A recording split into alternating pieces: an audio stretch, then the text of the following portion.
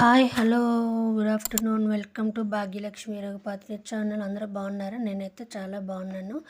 ఈరోజు పప్పు టమాటా చేస్తున్నాను. అందరూ చేసుకునేదే కానీ నేను కుక్కర్లో ఎలా చేస్తున్నాను అనేది మీకు చూపిస్తున్నాను, చూడండి.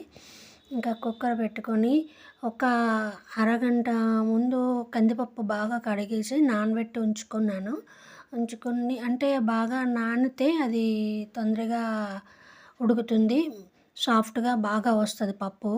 అందుకని ఒక అరగంట ముందు బాగా కందిపప్పు నానబెట్టి బాగా కడిగేసి పక్కన పెట్టుకోండి. ఇంకా కుక్కర్ పెట్టుకొని కుక్కర్లోని కందిపప్పు వేసేసుకొని కందిపప్పు ఇంకా పచ్చిమిర్చి,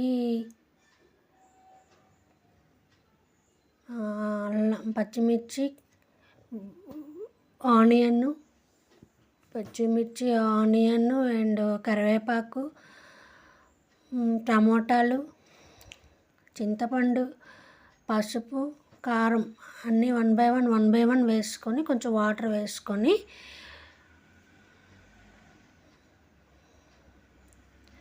కుక్కర్ మూత పెట్టేసుకోవాలి. పెద్ద పెద్ద ముక్కలుగానే కట్ చేసుకున్నాను టమాటాలు, కుక్కర్లో కదా అయిపోతుంది. అండ్ పచ్చిమిర్చి ఎక్కువ వేసుకున్నాను. సాంబార్లోని, కూరల్లోని, పప్పులోని గట్ట పచ్చిమిర్చి వేసుకొని, ఆ పచ్చిమిర్చి తినమంటే నాకు చాలా ఇష్టం. మీలో ఎవరికైనా ఈ అలవాటు ఉందా? పచ్చిమిర్చి తినే అలవాటు? నేనైతే తింటానండి. కూరలోంది, పప్పులోంది, పులుసులో ఏందనగా పచ్చిమిర్చి కొంచెం ఎక్కువ వేసుకుంటాను. అండ్ వన్ బై వన్ పచ్చిమిర్చి, టమాటా, ఆనియన్ వన్ బై వన్ వేసేసాం కదా. ఇప్పుడు వాటర్ వేసుకొని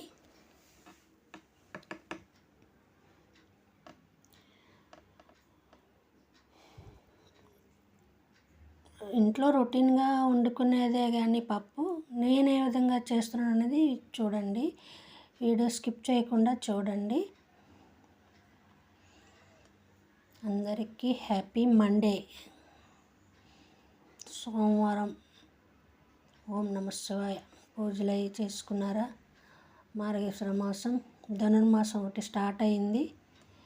ధనుర్మాసం పూజలు అవి ఉంటాయి కదా, అందరూ చేసుకుంటున్నారా? మేమైతే చేసుకుంటున్నామండి పూజలు అవి.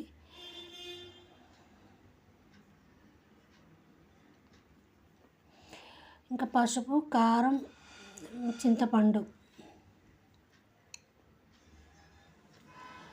కారం ఎల్లో కలర్ ఎందుకు ఉందంటే అది హోమ్ మేడ్ అండి. మేమే ఇంట్లో కారం గిర్నీకి పట్టిస్తాము.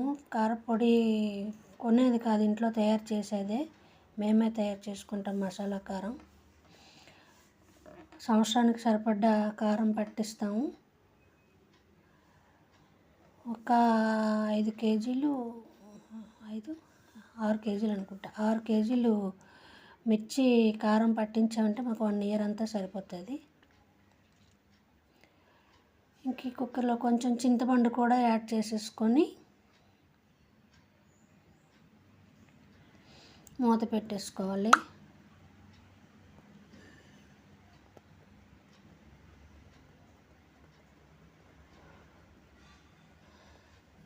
చింతపండు వేసేసాను, మీకు చూపించలేదు, అందుకే మళ్ళీ కుక్కర్లోంచి చింతపండు తీసి చూపిస్తున్నాను. చింతపండు కూడా అంటే టమాటాలు కొంచెం ఎక్కువ పడ్డాయి కాబట్టి చింతపండు కొంచెం తక్కువ వేసుకోవాలి, లేకుంటే పులుపు ఎక్కువైపోతుంది. టమాటాలు పులుపు ఎక్కువ కాబట్టి కొంచెం చింతపండు వేసుకోవాలి.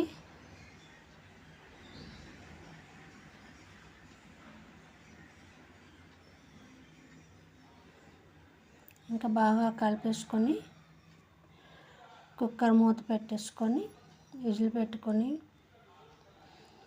ఒక 6-7 విజిల్స్ రావాలండి. పప్పు అండ్ టమాటా, చింతపండు కూడా వేసాం కాబట్టి కొంచెం ఉడకడానికి టైం అయితే పడుతుంది. ఒత్తి పప్పు అయితే అన్ని విజిల్స్ అవసరం ఉండదు, కానీ ఇందులోని చింతపండు ఇంకా టమాటా కూడా వేసేసాం కాబట్టి కొంచెం ఎక్కువ విజిల్సే రావాలి, బాగా ఉడకనియాలి.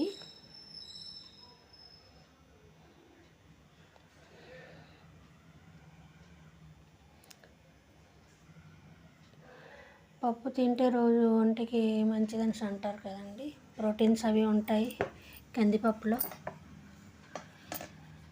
ఎవ్రీడే పప్పు ఉంటుంది మా ఇంట్లో. నాన్ వెజ్ తినే రోజు ఉండదు కానీ మండే, సాటర్డే, ఇంకా థర్స్డే, ఫ్రైడే కంపల్సరీ పప్పు ఉంటుంది. పప్పు సాంబార్ ఏదో ఒకటి ఉంటుంది. మేము పప్పు ఎక్కువ వాడతాము. నాన్ వెజ్ తినే టైంలో non veg Sunday, Tuesday, Wednesday compulsory non veg ఉంటుంది. మిగతా రోజులు మాత్రం పప్పు కంపల్సరీ ఉంటుంది అన్నమాట. పప్పు ఇంకా పప్పు ఉడికిపోయింది కదా, మూత తీసి చూడండి, బాగా ఉడికిపోయింది.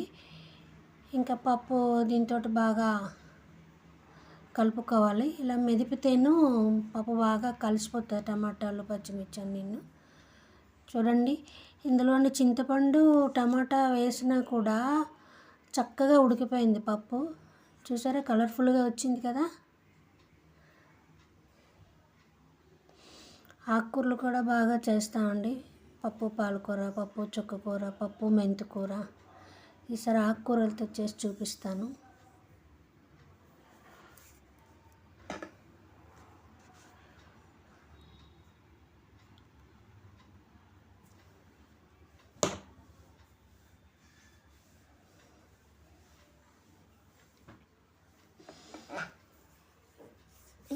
బాగా కలిపేసిన తర్వాత ఇప్పుడు సాల్ట్ వేసుకోవాలండి.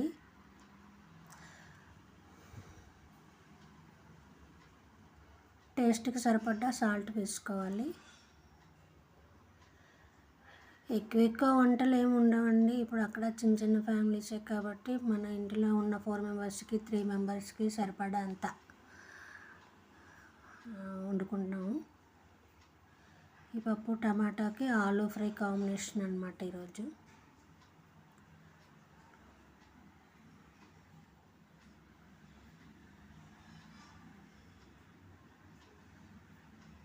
కొంచెం పచ్చికరివేపాకు కూడా వేసి కలుపుకుంటే స్మెల్ బాగుంటుందండి.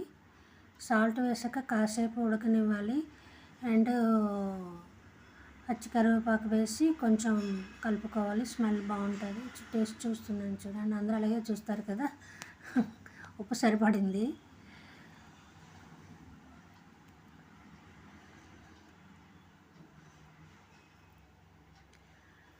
పప్పు ఉడికాక స్టవ్ ఆఫ్ చేసి చల్లబడిన తర్వాతే మూత తీయాలండి, లేకుంటే కుక్కర్ పేలిపోయే అవకాశం ఉంది.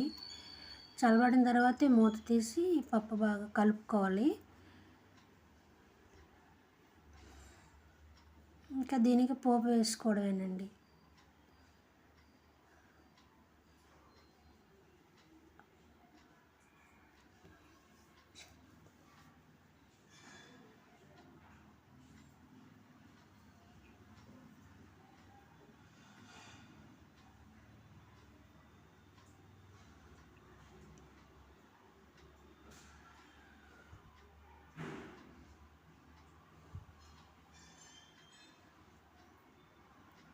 చిన్నగా అయిపోయింది, ఇది స్టవ్ సరిపోవట్లేదు, కదిలిపోతుంది.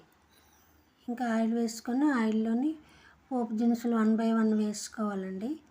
ఆయిల్లో కొంచెం జీలకర్ర, ఆవాలు,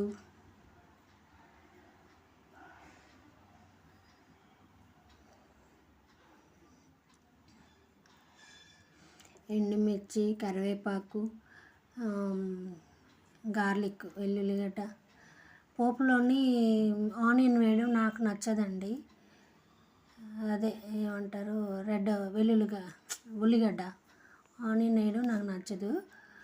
అందుకే పోపులోని ఎండుమిర్చి, కరివేపాకు, గార్లిక్, ఆవాలు, జీలకర్ర, మెంతులు వేసుకుంటాం. కొంచెం ఇంగు వేసుకుంటాము. ఇంగు నా దగ్గర అయిపోయింది, వేయలేదు. ఇంగు వేసుకుంటే బాగుంటుంది.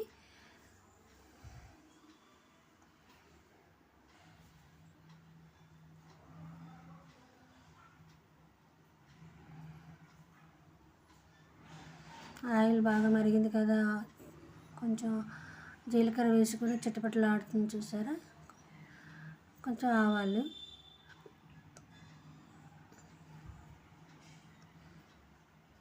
ఇంకా 1 by 1 వెల్లుల్లి, ఎండుమిర్చి, కరివేపాకు.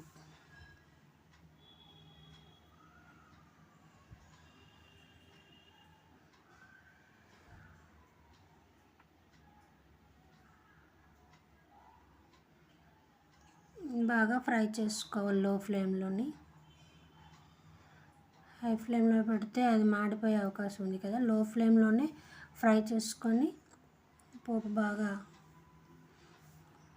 కలుపుకొని పప్పులో వేసేయడమే.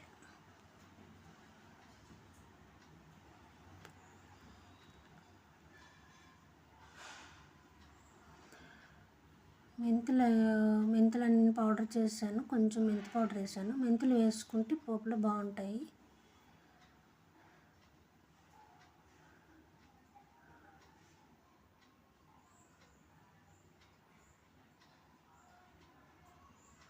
పప్పులోని ఈ పోపు అంతా వేసేయాలి. చూడండి ఎంత కలర్ఫుల్గా ఎంత బాగుందో. స్మెల్ అయితే అదిరిపోతుంది, చాలా బాగుంది. మీరు కూడా ఈ విధంగా పప్పు టమాటా చేయండి. చింతపండు పెట్టి చేస్తేనే పప్పు బాగుంటుంది, పుల్ల పుల్లగా టేస్ట్గా ఉంటుంది, చప్పగా ఉండదు. చప్పటి పప్పు అయితే తినలేమన్నమాట. చప్పటి పప్పు అంటే దానికి మళ్ళీ వేరేగా రసం పెట్టుకోవాలి. ఇలాగ టమాటా పప్పు చింతపండు వేసి చేసుకుంటే బాగుంటుంది. మీరు కూడా ట్రై చేయండి.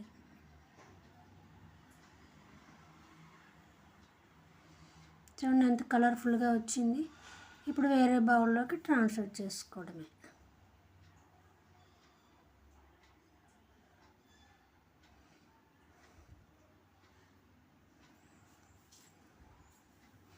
కొంచెం పలుచగా కావాలనుకున్న వాళ్ళకి వాటర్ యాడ్ చేసుకోవచ్చు. మేము కొంచెం చిక్కగా ముద్దలాగే ఉంచుకున్నాము.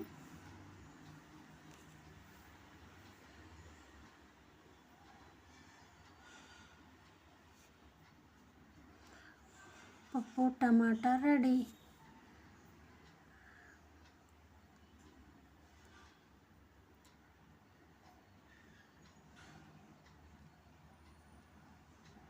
ఈ వీడియో కనుక మీకు నచ్చితే లైక్ చేయండి, షేర్ చేయండి, సబ్స్క్రైబ్ చేసుకోవడం మాత్రం మర్చిపోవద్దు. Thank you for watching. Viewers అందరికీ థ్యాంక్ యూ, అండ్ సబ్స్క్రైబ్ చేసుకున్న వాళ్ళందరికీ థ్యాంక్ యూ. ఇలాగే నా ఛానల్ని సపోర్ట్ చేయండి. మీ సపోర్ట్ ఇంకా కావాలి. Thank you for watching. Bye.